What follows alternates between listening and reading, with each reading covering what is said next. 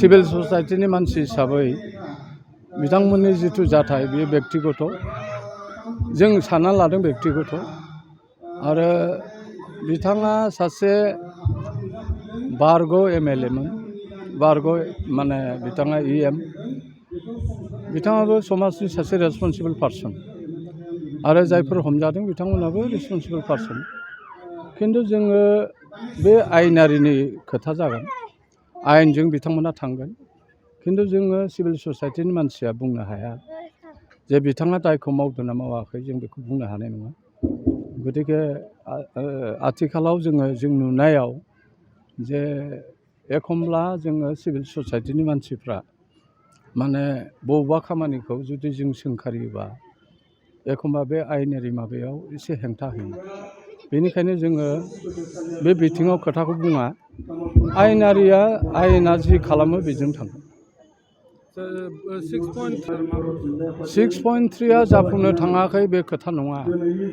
जोङो दाबिसो खालामदों जे बिटिआर सक्तिकारिफ्रा बिथांमोनहा आउटसाइड बिटिआरआव दा बर' कसारि अट'नमास काउन्सिल जादों बे एलेकायावबो जोङो 6.3खौ बाहायनो थाखाय जों खावलायगासिनो दं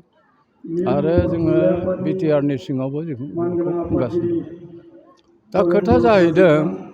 माखासे जोङो सोलोंथाइ बिफाननि मन्थ्रिया बुंदों जे जों थाबैनो 6.3खौ जोङो बाहायगोन इमप्लिमेन्ट खालामगोन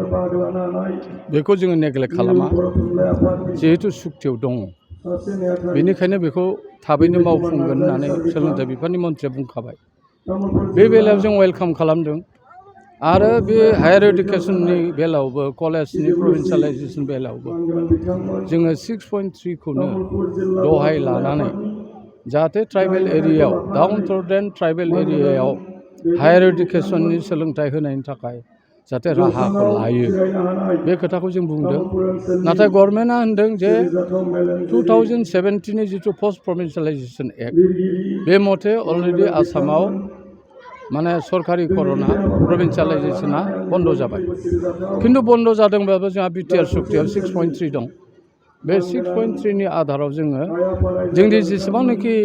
सरकारि नङै दङ भेन्सारफोर दं एलिमेन्टारि टु कलेज जों बेखौ थाबैनो मावफुंनो थाखाय जोङो आसाम गभर्नमेन्टनि जिथु गिबि मन्थ्रि आरो सोलोंथाइ बिफाननि मन्थ्रि बिथांमोनजों जों सावरायबाय आरो अलरेडि जोङो बिटिआर गभर्नमेन्टनि